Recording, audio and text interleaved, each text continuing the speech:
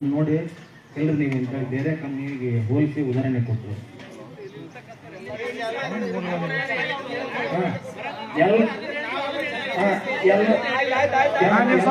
ಮುಖಂಡರು ಸ್ವಲ್ಪ ಸುಮ್ಮನೆ ಇರಿ, ಅವ್ರು ಮಾತಾಡ್ತಾರ, ನೀವು ಸ್ವಲ್ಪ ಸುಮ್ಮನೆ ಇರಿ. ಅವ್ರದ ಬೆಳಗ್ಗೆ ಮಾತಾಡಕ್ ಸುಮ್ಮನೆ ಅವರು ಯಾವುದೇ ರೀತಿಯ ಜರ್ಮನ್ ಟೆಕ್ನಾಲಜಿ ಹೊಂದಿಲ್ಲ. ಅವ್ರದ್ದು ಕೇವಲ ಲೋಕಲ್ ಟೆಕ್ನಾಲಜಿನೇ. ಆಮೇಲೆ ಸಾಹೇಬರು ಅದ್ರ ಸುತ್ತಮುತ್ತ ಯಾವಾಗಲೂ ಎಲ್ಲಿ ಹೋಗಿಲ್ಲ, ವಾಸ ಮಾಡಿಲ್ಲ. ನಾವು ಅನುಭವಿಸ್ತರು, ಅದರ ಸುತ್ತಮುತ್ತಲೇ ನಾವು ಬದುಕು ಕಟ್ಕೊಂಡು ಹೋಗೋದು. ನಿಮಗೆ ಇಲ್ಲಿ ಕಾಣ್ತಿರೋ ಬೆಳೆ ಎಸ್ ಕೆ ಪ್ಲಾಂಟ್ಲಿಂದ ಅದ ದುಷ್ಪರಿಣಾಮ ನೋಡ್ರಿ ಯಾವ ಥರ ಐತಿ. ಹಾಗಾಗಿ ದಯವಿಟ್ಟು ಯಾವುದೇ ಒಂದು ಕಂಪ್ನಿಯನ್ನ ಮೇಲೆ ಕೆತ್ತಬೇಡ್ರಿ. ಅದು ಎಲ್ಲ ಕಂಪ್ನಿ ಸಹಿತ ಧೂಳು ಬರವೆ ಅಂತ ಹೇಳ್ತಾ ನಾನು ಮಾತಾಡ್ತೀನಿ. ಎಲ್ರಿಗೂ ನಮಸ್ಕಾರ. ನಾವು ಹಲವಟ್ಟಿ ಗ್ರಾಮದವರು. ಇಲ್ಲಿ ಫ್ಯಾಕ್ಟ್ರಿಗಳು ಯಾವುದು ಬೆಳಕಲ್ಲ, ಎಲ್ಲವೂ ಕತ್ಲೆನೆ. ಇಲ್ಲಿ ಇರ್ತಕ್ಕಂಥ ನಂದು ಚಲೋ ಐತಿ ನಿಂದು ಚಲೋ ಐತಿ ಅನ್ನೋದು ಶುದ್ಧ ಸುಳ್ಳು. ಎಲ್ಲವೂ ಏನಕ್ಕಲ್ಲ, ಎಸ್ ಕೆ ಸ್ಟೀಲ್ ಕೂಡ ನಾವು ಸೋಷಿಯಲ್ ಮೀಡಿಯಾದಾಗ ನೋಡಿದ್ವಿ. ಅದು ಏನು ಧೂಳು ಬರೋಂಗಿಲ್ಲ, ಆ ಥರ ಟೆಕ್ನಾಲಜಿ ಮಾಡ್ಕೊಂಡ್ರೆ ಇರಲಿ ಅಂತಂದು ಸರ್ ಹೇಳಿದರು. ಅದು ಸರ್ಗೆ ಅದು ಗೊತ್ತೈತಿಲ್ಲ, ಜನರು ಸ್ವಲ್ಪ ಹೇಳಿದ್ದಾರೆ, ಇಲ್ಲ ಅನ್ನಂಗಿಲ್ಲ. ಅದು ಯಾಕೆ ಅವ್ರು ಏನು ಮಾಡ್ತಾರಪ್ಪ ಅಂದರೆ ಆಗಲೇ ತಕ್ಷಣ ಒಂದು ಸ್ವಲ್ಪ ಚಿಮಣಿಯಲ್ಲಿ ಬಿಡೋಂಗಿಲ್ಲ. ಅಲ್ಲೆಲ್ಲ ತುಂಬಿರ್ತಕ್ಕಂಥ ಕೆಳಗೆ ಬೆಲ್ಟಲ್ಲಿ ಬರ್ತಕ್ಕಂಥ ಎಲ್ಲದೂ ದಬಾಸ್ ಎಲ್ಲ ಅಲ್ಲೇ ಬರ್ತದೆ. ಅಲ್ಲೇ ಒಂದು ಎಸ್ ಕೆ ಸ್ಟೀಲ್ ಪಕ್ಕದಲ್ಲೇ ಇರೋದು. ಆಮೇಲೆ ರಾತ್ರಿ ಎಲ್ಲ ಫ್ಯಾಕ್ಟ್ರಿಗಳು ಆಗಲೇ ಒಂದು ಸ್ವಲ್ಪ ಬಂದಿರ್ತಕ್ಕಂಥ ರಾತ್ರಿ ಫುಲ್ ಎಲ್ಲ ಓಪನ್ ಮಾಡಿಬಿಟ್ಟಿರ್ತಾರೆ.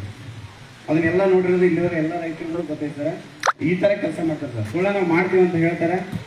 ಯಾವುದೇ ಥರದ ಕೆಲಸ ಮಾಡಿದ್ರೆ ರಾತ್ರಿ ಎಲ್ಲ ಬಿಡ್ತಾರೆ. ಮೊನ್ನೆ ಒಂದು ಟೆಸ್ಟಿಂಗ್ ಮೊಬೈಲ್ ಅಂತ ಹೇಳಿ ಬಂತಪ್ಪ ಅಂದ್ರೆ ಜಯಶಂಕರ್ ಸರ್ಗೆ ನಾವು ಫೋನ್ ಮಾಡಿದ್ವಿ. ಸರ್ ಈ ಥರ ಹಿಂಗೆ ನೀವು ಬಂದಿದ್ದೀರಿ, ಎಲ್ಲ ಫ್ಯಾಕ್ಟ್ರಿಗಳು ಬಂದಿದ್ದಾವೆ, ನೀವು ಬನ್ನಿ ಸರ್ ಅಂತ ಹೇಳಿದ್ನಪ್ಪ ಅಂದ್ರೆ ಅವರು ಪಾರ್ಟಿ ಕೊಡಲಿಲ್ಲ. ಅವರು ಇದರಲ್ಲಿ ಏನೈತಾರೆ ಅವ್ರು ಮಾಹಿತಿ ಕೊಡೋಂದ್ರೆ ಅದ್ರ ಬಗ್ಗೆ ಮಾಹಿತಿ ಕೂಡ ಸರಿಯಾಗಿ ಕೊಡಲಿಲ್ಲ. ಈ ಥರ ಒಂದು ಅಂದರೆ ಇವ್ರು ಬರ್ತಾರಪ್ಪ ಅಂತ ಫ್ಯಾಕ್ಟ್ರಿ ಅವರೆಲ್ಲರೂ ಫ್ಯಾಕ್ಟ್ರಿ ಬಂದ್ ಮಾಡ್ಬಿಡ್ತಾರೆ. ಈಗ ಅವತ್ತು ಏನಂತ ಕೊಟ್ಟಿದ್ದಾರೆ ಇವ್ರು ಫ್ಯಾಕ್ಟ್ರಿಗೆ?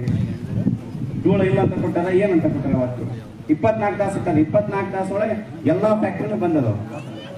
ಆಮೇಲೆ ಇದ್ರ ಬಾಧನ ನಮ್ಮೂರು ಬಾಧನ ಇನ್ನೊಂದು ಏನೈತಾರೆ, ಇವಾಗ ಸ್ವಲ್ಪ ಧೂಳು ಬರೋದಾಗ್ತಕ್ಕಂದ್ರೆ ಇನ್ನೂ KPR ಒಂದು ಫ್ಯಾಕ್ಟ್ರಿ ಐತಿ, ಅದು ಬಂದಿದ್ರು ಪೂರ ಸರ್ವನಾಶನ. ಏನು ಪೀಕ್ ಬಿತ್ತಪ್ಪ ಅಂದ್ರೆ ಅದ್ರ ಮೇಲೆ ಈ ಕಡೆಗೆ ಧೂಳಾರ ಬಿದ್ದರೆ ಇದ್ರ ಕಡೆಗೆ ಜಾಡ್ಸಾರ ದೊಡ್ಡಂದಾರ ಏನಾದ್ರು ಒಂದು ದನಕರ ಮಾಡಿ ಏನೋ ಒಂದು ತಿಂತೀವಿ ನಾವು. ಆದರೆ KPR ಫ್ಯಾಕ್ಟ್ರಿ ಅಲ್ಲಿ ಬಂದಿರ್ತಕ್ಕಂಥದ್ದು ಎಲ್ಲ ಪೂರ ಬಿತ್ತಪ್ಪ ಅಂದ್ರೆ ಅದು ಕೆಮಿಕಲ್ ಬಿತ್ತಪ್ಪ ಪೂರ ಸರ್ವನಾಶ ಆಗಿರುತ್ತೆ. ಆ ರೀತಿ ಒಂದು ಸಮಸ್ಯೆ ಇರ್ತದೆ.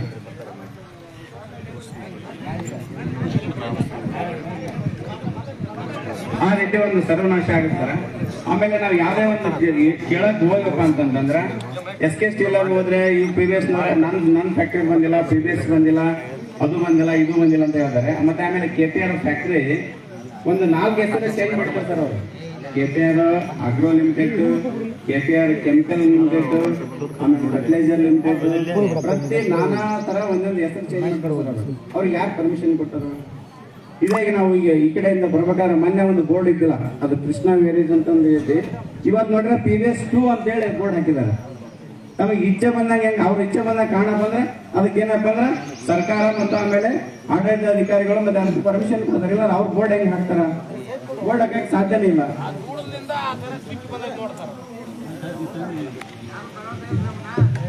ಅಲ್ಲಿ ಪಪ್ಪಾಯಿಗೆ ನಾವು ಕೂಡ ಪಪ್ಪಾಯಿ ಹಾಕಿಸ್ತಾರೆ. ಅವತ್ತಲ್ಲಿ ಸೇಮ್ ಎಲ್ಲ ಟೈಪ್ ಆಗುತ್ತೆ. ಇವತ್ತು ಪಪ್ಪಾಯಿನೇ ತಂದ್ರಿ ಸರ್, ಫುಲ್ ಜಾಸ್ತಿ ಆಗಿರುತ್ತೆ. ಮತ್ತೊಂದು ಹೊಸ ಫ್ಯಾಕ್ಟ್ರಿ ಇರ್ತಾರೆ. ಲಾಸ್ಟ್ ಟೈಮ್ ಅತುಲ್ ಸರ್ ಅವರು ಬಂದಾಗ ನಮ್ಮೂರಾಗ ಮತ್ತು ಬನ್ನಡ ಎಲ್ಲರೂ ಅಬ್ಜೆಕ್ಷನ್ ಕೊಟ್ಟಿದ್ವಿ. ಅಬ್ಜೆಕ್ಷನ್ ಕೊಟ್ಟರು ಕೂಡ ಅದು ಫ್ಯಾಕ್ಟ್ರಿ ಓಪನ್ ಆಯ್ತು. ಹೆಂಗೆ ಓಪನ್ ಆಯಿತು? ಅಬ್ಜೆಕ್ಷನ್ ಎಲ್ಲರೂ ನಾವು ಬೇಡ, ಈ ಫ್ಯಾಕ್ಟ್ರಿ ಬೇಡ ಅಂತಾನೆ ಹೇಳಿದ್ವಿ, ಆದರೂ ಓಪನ್ ಆಯಿತು.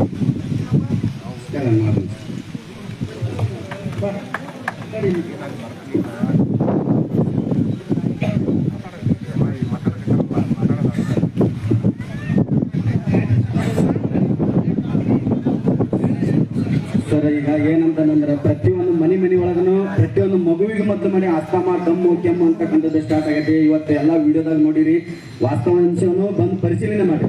ಅದಾದ ನಂತರ ವನ್ಯಜೀವಿಗಳನ್ನ ಸಂರಕ್ಷಣೆ ಮಾಡ್ಬೇಕಂತಕ್ಕಂಥದ್ದು ಸರ್ಕಾರ ಹೇಳ್ತದೆ. ಇವತ್ತು ವನ್ಯಜೀವಿಗಳನ್ನ ಬದುಕಾಕತ್ತಿಲ್ಲ ಸರ್ ನಮ್ಮಲ್ಲಿ. ಈಗ ಮೂಕ ಪ್ರಾಣಿಗಳ ಬಗ್ಗೆನೂ ನಾವು ಯೋಚನೆ ಮಾಡ್ಬೇಕಲ್ಲ. ನಾವು ಮನುಷ್ಯರು ನಮಗೆ ನೋವಾಗೈತಿ, ಚರ್ಮ ರೋಗ ಬಂದೈತಿ, ಕಾಯಿಲೆ ಬಂದೈತಿ ಅಂತೀವಿ, ದವಾಖಾನೆಗೆ ಹೋಗ್ತೀವಿ, ತೋರ್ಸ್ಕೊಂಡ್ ಬರ್ತೀವಿ. ಬಟ್ ಊರೊಳಗಿರ್ತಕ್ಕಂಥ ಎಲ್ಲ ಬೀದಿ ನಾಯಿಗೆ ಮದ್ದು ಮಾಡಿ ಇವತ್ತು ಚರ್ಮ ರೋಗಗಳು ಬಂದವು. ದನ ಕರುಗಳಿಗೆ ಚರ್ಮ ರೋಗ ಬಂದೈತಿ. ಅಲ್ಲಿಂದ ಇವತ್ತು ಕರೆ ಕೂದಿ ಅಷ್ಟು ಮೇವಿನೊಳಗೆ ಇಟ್ಕೊಂಡಿರೋದ್ರಿಂದ ಆ ಮೇವು ಕೂಡ ದನ ಕರುಗಳು ತಿಂದು 50,000 60,000 ಕೊಟ್ಟು ಕೊಟ್ಟು ಆಕಳಗಳನ್ನು ತರ್ತೀವಿ ಸರ್. ಒಂದೊಂದು ಆಕಳ ಆ ಕರೆ ಬೂದಿ ಹುಲ್ಲು ತಿಂದು ಕ್ರಮೇಣವಾಗಿ ತಂದು 1 ತಿಂಗಳ 2 ತಿಂಗಳೊಳಗ ಸತ್ತು ಹೋಗ್ಬಿಟ್ಟಾವ. ಈಗ ಏನ್ ಹೇಳ್ತೀರಿ ಸರ್ಕಾರದವರು, ಜನಪ್ರತಿನಿಧಿಗಳು, ಮಹಿಳೆಯರು ಸ್ವಾವಲಂಬನೆ ಬದುಕು ಕಟ್ಕೋಬೇಕು, ಸ್ವಂತ ಉದ್ಯೋಗ ನಿರ್ಮಾಣ ಮಾಡ್ಕೋಬೇಕು ಅಂತ ಎಲ್ಲರೂ ಹೇಳ್ತೀರಿ. ಸ್ವಾವಲಂಬನೆ ಬದುಕು ಕಟ್ಕೋಬೇಕಂತಂದ್ರ ಸ್ವಾವಲಂಬಿ ಬದುಕು ಕಟ್ಕೊಳಕ್ 50,000 ಕೊಟ್ಟು ಹಾಕತ್ತಂದ್ರ ಆಕಳ ಸತ್ತೋತಂದ್ರ ಆ ಸಾಲ ಅರಿಯೋದು ನಾವ್ ಹೆಂಗ? ಅದಾದ ನಂತರ ಇವತ್ತು ಇನ್ನೊಂದು ಸರ್ಕಾರ ಯಾವುದೇ ರೀತಿಯಿಂದ ಒಂದು ಸಾರ್ವಜನಿಕವಾಗಿ ಒಂದು ರೋಡ್ ಮಾಡ್ಬೇಕಂದ್ರ, ಬಸ್ ಸ್ಟ್ಯಾಂಡ್ ಕಟ್ಬೇಕಂದ್ರ ಇವತ್ತು ಅಣ್ಣ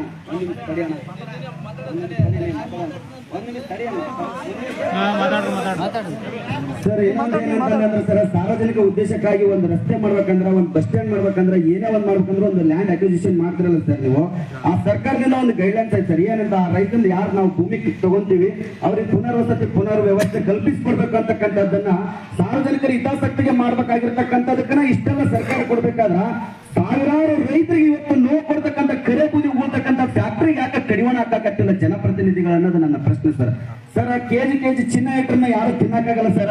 ಕಂತು ನೋಟ್ ತಗೊಂಬಂದು ಚೀಲಗಟ್ಟಲೆ ನೋಟ್ ಉಗ್ಗಿದ್ರು ಕೂಡ 6 ಕೋಲಾರ್ದಾಗ ನೋಟ್ ಉಗ್ಗಿದ್ರು ನೋಟ್ ಅರ್ಜೆಂಟ್ ತಿನ್ನಕ್ಕಾಗತ್ತಂದ್ರಿ ಸರ್.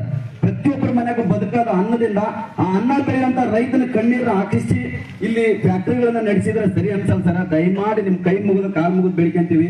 ನಾವು ದೇವ್ರನ್ನ ನೋಡಿಲ್ಲ ಸರ್, ದೇವರ ನಾಡನ್ನ ನೋಡಿವನ್ರಿ, ದೇವರ ಮೂರ್ತಿಗಳನ್ನ ನೋಡಿವಿ, ಆ ಮೂರ್ತಿಗಳ ಮೇಲೆ ನಂಬಿಕೆ ಇಟ್ಟಿದ್ದೀವಿ. ಆದ್ರೆ ನಿಜವಾದ ದೇವರು ಅಂತಂದ್ರೆ ಇಲ್ಲಿರ್ತಕ್ಕಂಥ ಜಿಲ್ಲಾಧಿಕಾರಿಗಳು, ಇಲ್ಲಿರ್ತಕ್ಕಂಥ MLAಗಳು, ಇಲ್ಲಿರ್ತಕ್ಕಂಥ ಸಂಸದರು, ಇಲ್ಲಿರ್ತಕ್ಕಂಥ ಜನಪ್ರತಿನಿಧಿಗಳನ್ನ ನಾವು ದೇವರಂತಂದಲ್ಲ ಓಟ್ ಹಾಕಿ ಅವ್ರನ್ನ ಆರಿಸ್ಕೊಂಡು ನಾವು ತಂದಿರೋದು. ಇವರೆಲ್ಲರೂ ನಮ್ಮನ್ನ ಸಾರ್ವಜನಿಕರ ಆರೋಗ್ಯ ಕಾಪಾಡಬೇಕು. ಕೇವಲ 3-4 ಜನ ಕಂಪ್ನಿ ಓನರ್ಗಳನ್ನ ಮೆಚ್ಚಿಸೋಕ್ಕೋಸ್ಕರ ಲಕ್ಷಾಂತರ ಜನರ ಜೀವಕ್ಕೆ ಧಕ್ಕೆ ತಂದು ಇವತ್ತು ಕಂಪ್ನಿಗಳನ್ನ ಸರ. ಜನಪ್ರತಿನಿಧಿಗಳು ಅಲ್ಲಿಂದ ಜಿಲ್ಲಾಧಿಕಾರಿಗಳು ಜಿಲ್ಲೆಯ ಸಮಗ್ರ ಅಭಿವೃದ್ಧಿ ಬಗ್ಗೆ ಒಂದು ರಾಜ ಇದ್ದಂಗ ಸರ್. ನೀವು ರಾಜಂದು ಏನ್ ಕರ್ತವ್ಯ ಅಂದ್ರೆ ಪ್ರಜೆಗಳನ್ನು ಸಂರಕ್ಷಣೆ ಮಾಡಿದ್ರೆ ರಾಜ ಇರ್ತಾನೆ ಸರ್. ಪ್ರಜೆಗಳ ಜೀವಂತ ಇಲ್ಲ, ಪ್ರಜೆಗಳ ಸತ್ತೊಂಡ್ರೆ ನೀವು ಯಾರಿಗೋಸ್ಕರ ರಾಜ ಸರ? ನೀವು ಯಾರಿಗೋಸ್ಕರ ಶಾಸಕರು? ನೀವು ಯಾರಿಗೋಸ್ಕರ ಸಂಸದರು? ದಯವಿಟ್ಟು ನೀವು ಕಾನೂನು ಬೇಡಿಕೆಂತೀವಿ ಸರ್. ಪ್ರತಿ ಮನಿ ಒಳಗ, ಪ್ರತಿ ರೋಡಿನೊಳಗ, ಪ್ರತಿ ಗಿಡ ಮರ ಎಲ್ಲ ಇವತ್ತು ಕರೆ ಬೂದಿಯಿಂದ ತುಂಬ ಸರ. ಹೊಲ್ದಾಗ ಕುರಿದನ ಏನ್ ಮೇಯ್ಬೇಕು ಹೇಳ್ರಿ ಸರ? ಕುರಿ ಕಾಯೋದ್ರ ಇಲ್ಲಿ ನಾವೆಲ್ಲ ಉದ್ಯೋಗ ಕಟ್ಕೊಂಡ್ರೆ ಎಲ್ಲಾರು ರೈತರ ಮಕ್ಕಳಲ್ಲ ಸರ. ನೀವು ರೈತರ ಮಕ್ಕಳ, ನೀವು ರೈತರ ಮಕ್ಕಳ. ಹೊಲ್ದಾಗ ಕುರಿಗಾರರು ಎಲ್ಲಿಗೆ ಹೋಗ್ಬೇಕು? ಕುರಿಗಾರ ಕುರಿದನ ನೀರು ಎಲ್ಲ ಕಲುಷಿತಗೊಂಡಿದೆ ಸರ್. ಸಂಪೂರ್ಣವಾಗಿ ಜಲಮಾಲಿನ್ಯ ಆಗೈತಿ.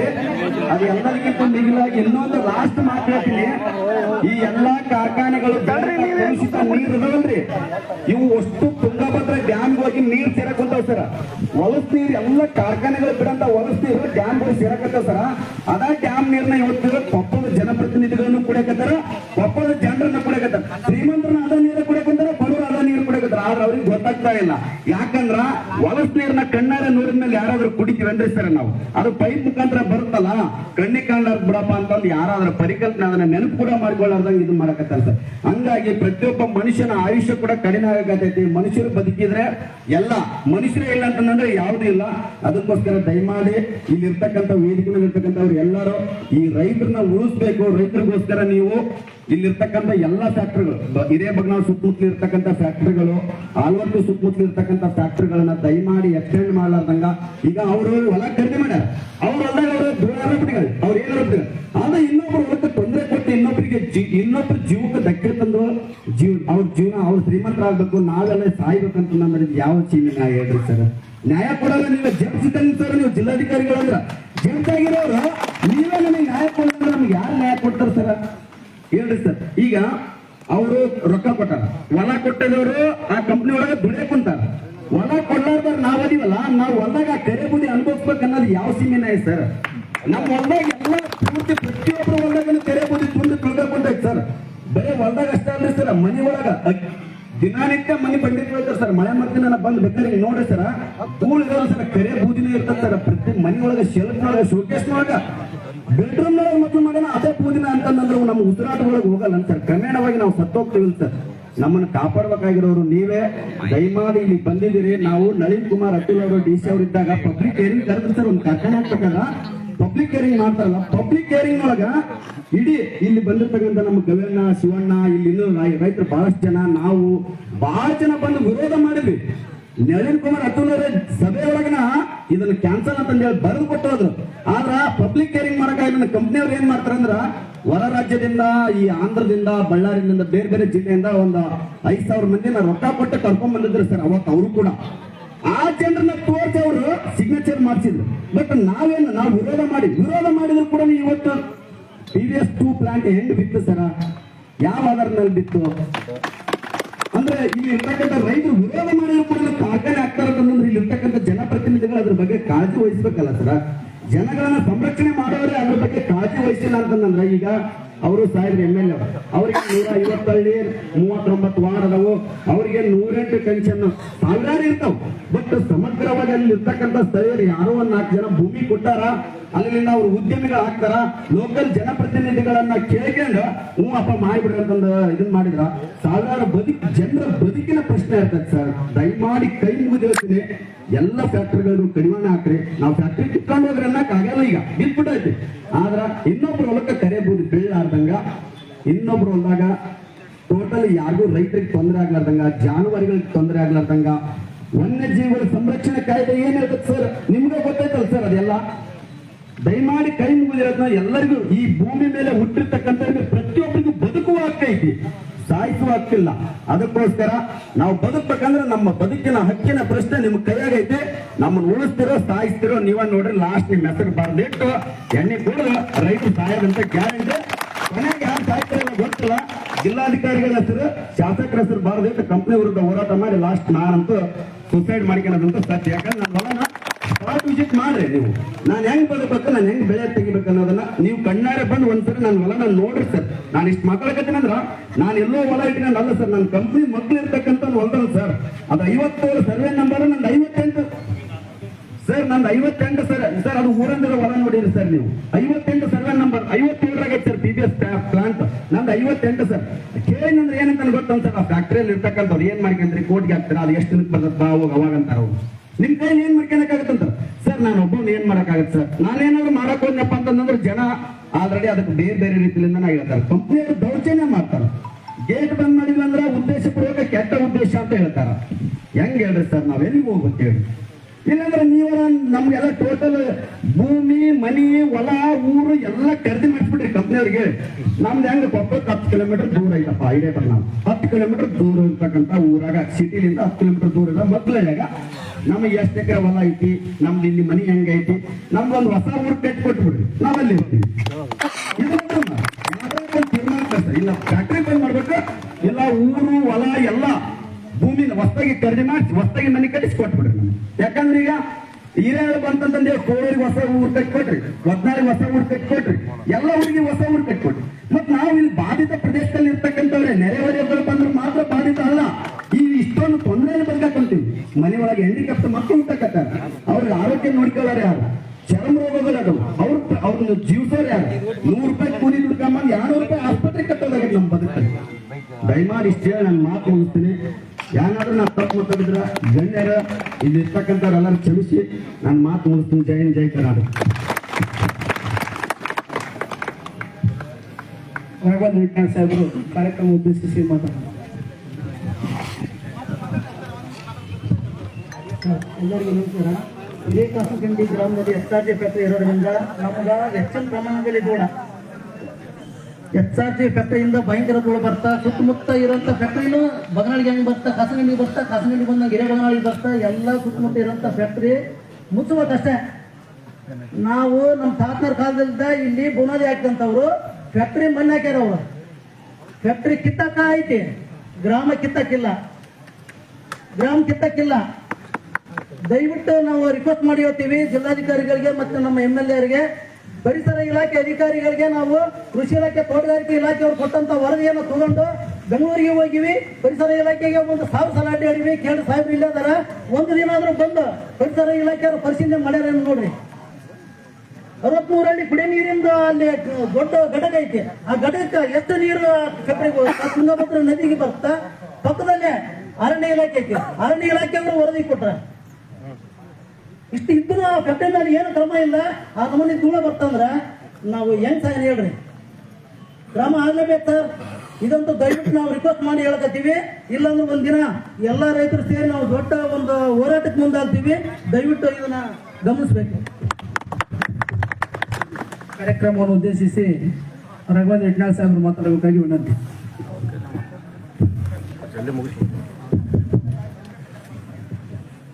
ಬಹಳ ವರ್ಷಗಳ